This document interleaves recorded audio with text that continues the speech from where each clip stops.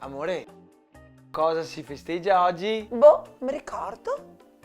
Ma a me non piacciono le mimose. Ma mi danno fastidio anche. L'odore mi fa venire mal di testa. Ma amore, oggi è l'8 marzo, si regalano le mimose. Le mimose sono un modo per stereotiparle le donne. Ma come di stereotipare? Ogni donna è speciale a modo suo. A me, per esempio, le mimose non mi sono mai piaciute.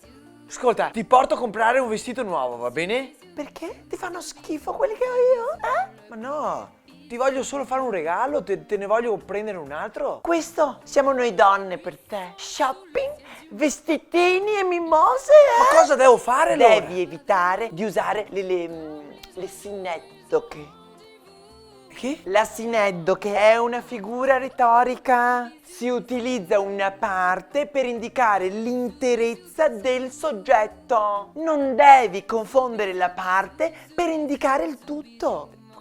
Non devi confondere il mio modo di essere con il modo di essere delle altre donne, capisci? Ma che vita vuoi? Ma in che mondo sei?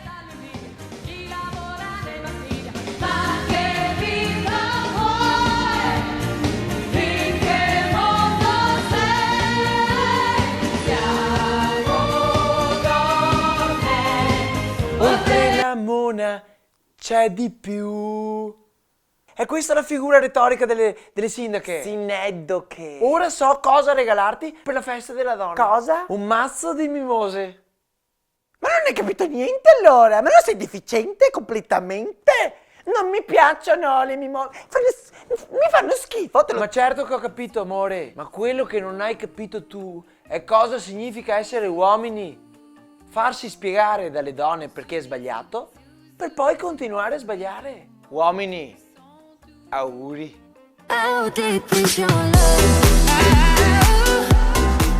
Ma sono bellissime, bellerrime.